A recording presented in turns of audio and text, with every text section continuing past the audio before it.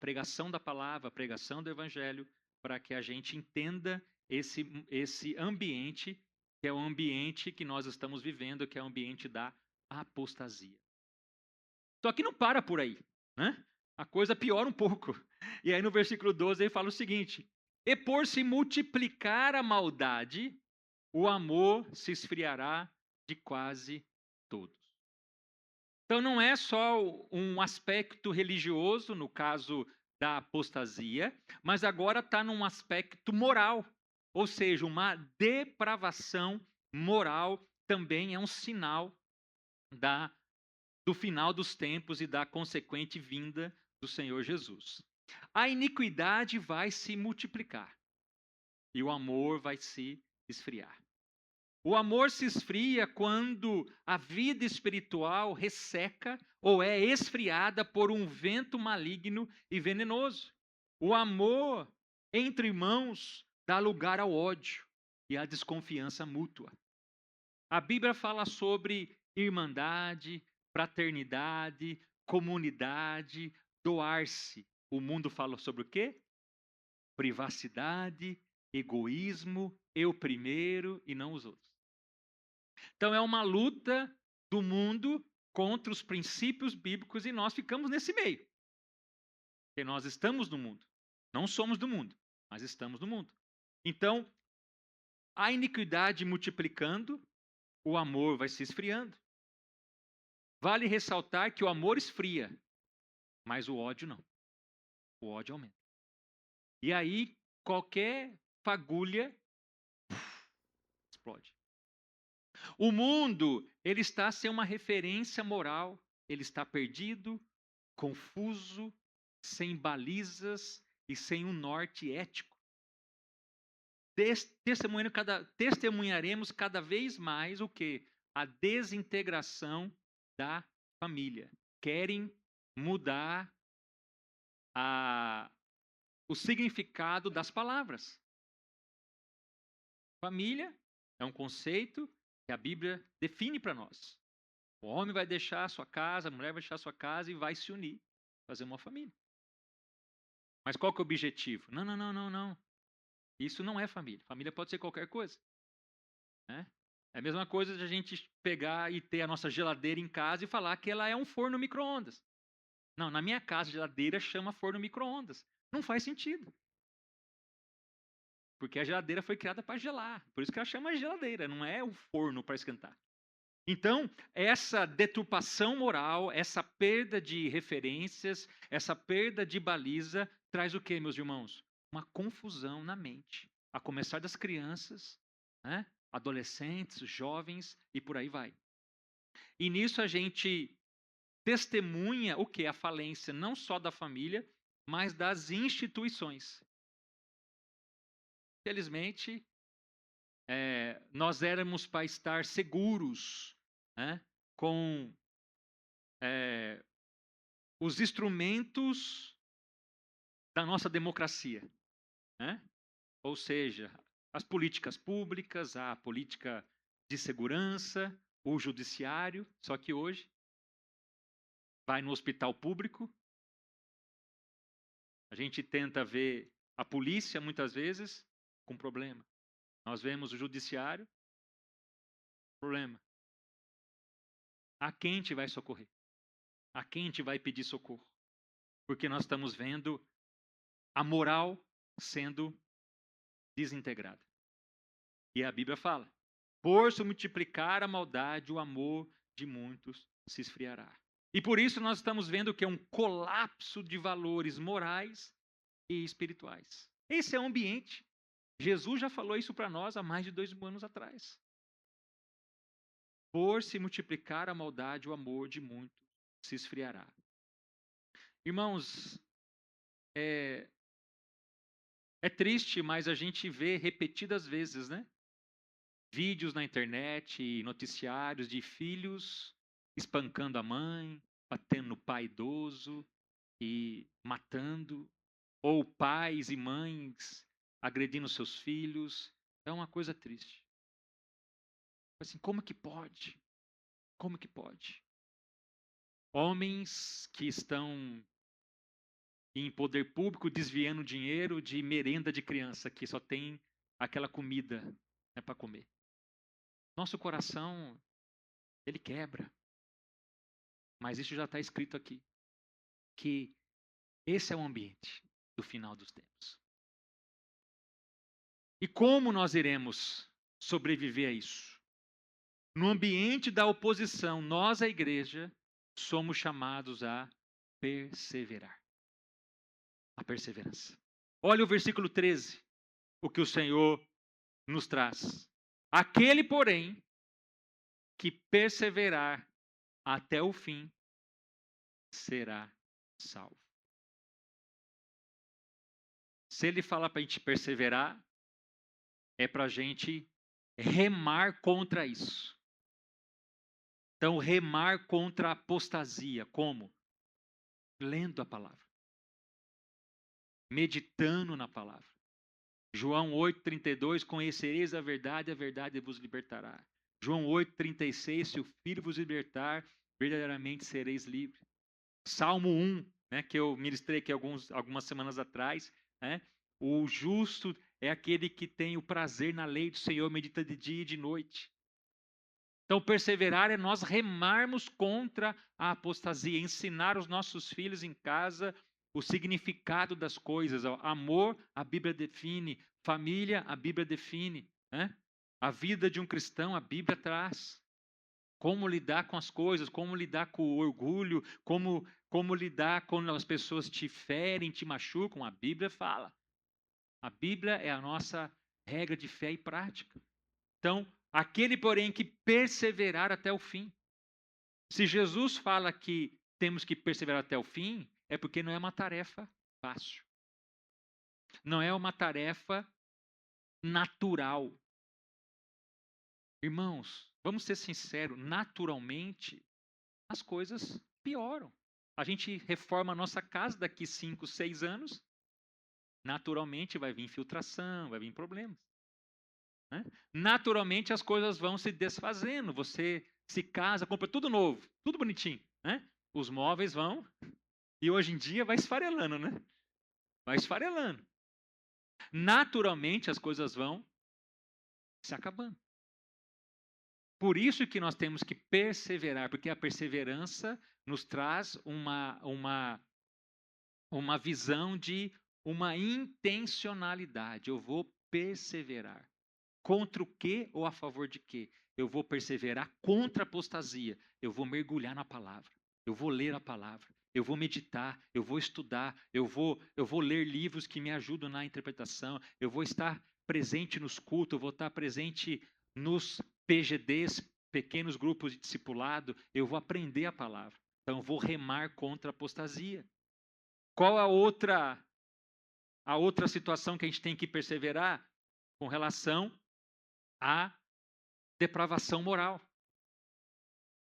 Se a Bíblia fala que por se aumentar a iniquidade, a maldade, o amor vai se esfriar, então eu vou guardar meu coração. Eu vou renovar o meu coração. Eu vou praticar a bondade e não a maldade. Eu não vou deixar que a toxicidade das pessoas, que o veneno das pessoas adentre o meu coração. Irmãos, é muito fácil a gente se revoltar com as coisas. É muito fácil a gente levar desaforo. É muito fácil a gente querer vingança. Porque é a nossa natureza humana. Alguém pisa no nosso pé e fala assim, eu vou marcar aquela pessoa e um dia eu vou dar a volta. Eu vou dar a volta. Mas a gente se engana muitas vezes que achando que bebendo um copo de veneno vai matar a outra pessoa. Você está se matando. Então, quando a Bíblia fala que eu tenho que perseverar, qual que é a minha perseverança? Não deixar o amor se esfriar no meu coração. E por isso que o ponto 3 dessa mensagem é renovando o meu coração. Eu preciso renovar o meu coração. Eu preciso perseverar na vida com Deus, na minha vida de busca ao Senhor. Abra sua Bíblia lá em Hebreus capítulo 12, por favor. Hebreus 12, versículo 1.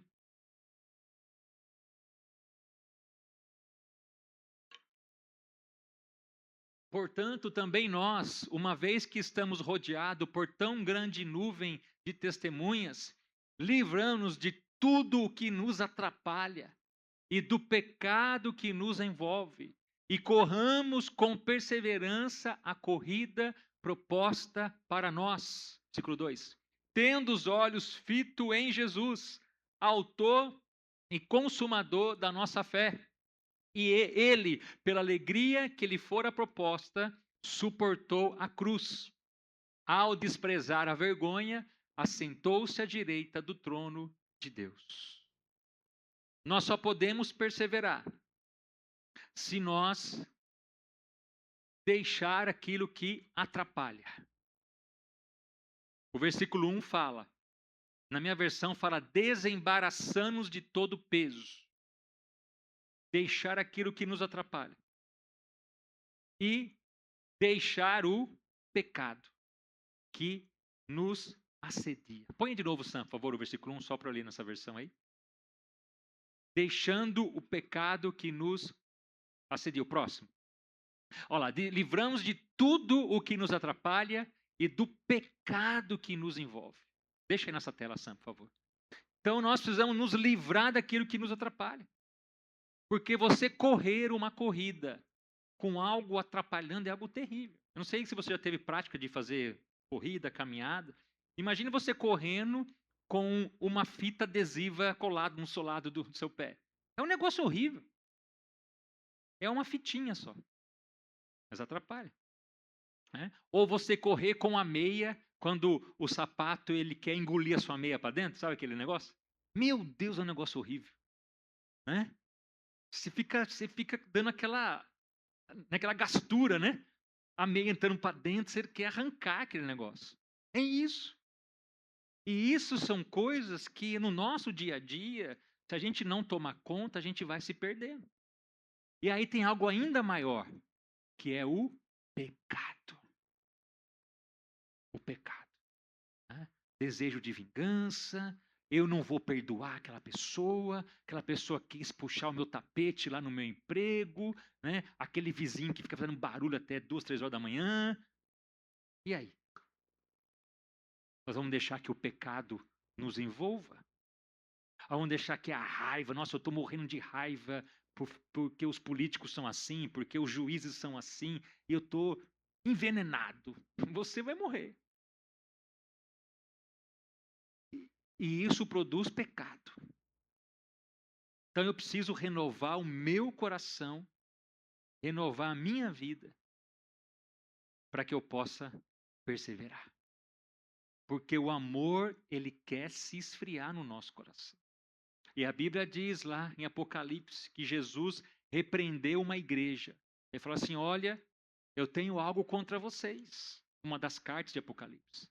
Tenho algo que vocês perderam, deixaram o primeiro amor. Volte a praticar aquelas primeiras obras. Deixe que o Espírito Santo renove o seu coração. E quando a gente fizer isso, meus irmãos, nós vamos entender que nós não podemos só reagir a esse mundo. Nós não podemos só nos guardar desse mundo. Mas ele espera algo de nós. Verso 14, Mateus 24, 14. Para a gente ir para o nosso terceiro ponto. Cumprindo a nossa missão. E será pregado este evangelho do reino por todo o mundo, para testemunho a todas as nações, e então virá o fim. O primeiro ponto é o ambiente de apostasia e depravação. O segundo ponto é renovando o meu coração para eu perseverar. E o terceiro é para que eu possa cumprir a missão. Porque se eu só perseverar e eu ficar comigo mesmo, eu vou ser egoísta. Eu vou só reagir a um ambiente, reagir a um sistema. Só que o Senhor Jesus espera que a gente possa adentrar nesse ambiente e trazer a verdade, trazer a palavra. Como? E este evangelho do reino será pregado em todo o mundo, em testemunha a todas as nações. Por isso que no meu trabalho eu preciso compartilhar o evangelho. Por isso que na minha casa, para os meus filhos, eu preciso compartilhar o evangelho. Por isso que nós precisamos de missionários. Né? Nós fazemos mobilização missionária, Lucimar. Nós mobilizamos para que missionários sejam enviados. A missão que a gente serve está em 90 países. Então, nós estamos ali pregando o evangelho para muçulmanos, para hindus, para budistas, para tribos africanas, tribos indígenas. Somos mais de 2.000 missionários hoje espalhados pelo mundo. Por quê? Nós não podemos só ficar reagindo a um sistema, a um ambiente. Nós somos chamados para ir e pregar o evangelho.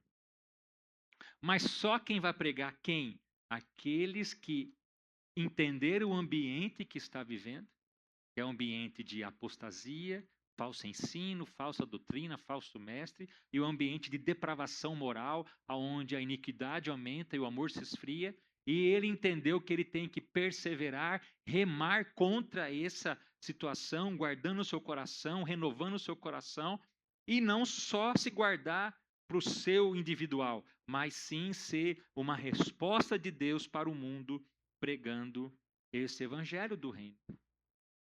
E eu vou pregar esse evangelho, e você vai pregar esse evangelho, e Deus vai começar a transformar vidas.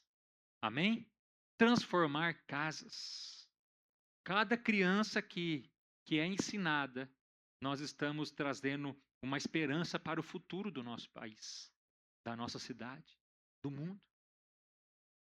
Nós não sabemos o que Deus pode fazer com um jovem, com uma criança, que entende o evangelho, que entende a sua missão, que entende o ambiente como está, como o mundo está, e quer ser uma resposta de Deus para esse mundo. Meus irmãos, nós temos que renovar o nosso coração, renovar a nossa esperança. Como fazer isso? A aplicação. Como impedir que a apostasia e o falso ensino entre no meu coração? Lendo a palavra. Sendo ativo na sua vida familiar, no seu devocional familiar. Você como família, procure um dia da semana para vocês sentarem, ler a Bíblia junto. Um capítulo, um versículo, 3 versículos. Todo dia, toda terça, toda sexta, toda segunda, todo sábado, vamos reunir como família, nós vamos ler a palavra, vamos orar. Faça essa dinâmica na sua família. Seja presente nos momentos de ensino da igreja, que é a escola dominical, que são os pequenos grupos. Isso para quê?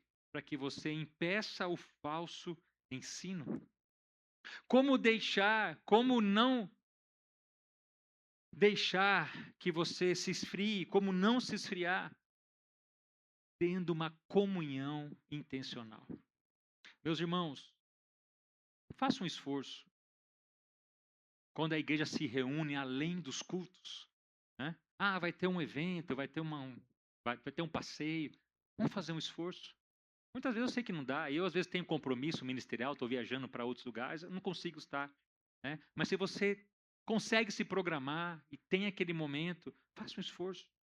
Porque nesses momentos de comunhão, nós vamos deixando essa música do mundo, essa influência do mundo, de que cada um no seu quadrado, sabe aquela musiquinha, né? Cada um no seu quadrado, cada um com a sua vidinha.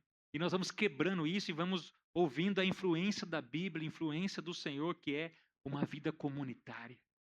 Né? Uns aos outros, ajudando uns aos outros, aconselhando uns aos outros, orando uns pelos outros, e nós vamos aumentando essa comunhão. Não deixe o seu coração se esfriar, persevere na palavra, persevere pregando a palavra.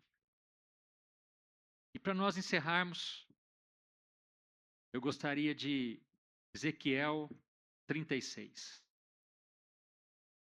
Ainda bem que eu não preciso me auto-renovar. Né? É obra do Espírito Santo. Ezequiel 36, 26 e 27. Olha que promessa Deus fez para Israel e nós também estamos incluídos nessa promessa. Ele disse para o povo: eu lhes darei um coração novo. Diga amém. E porei um espírito novo no interior de vocês, que é o Espírito Santo. Tirarei de vocês o coração de pedra e em troca darei um coração de carne. Porei o meu espírito no interior de vocês e os levarei a agir segundo os meus estatutos.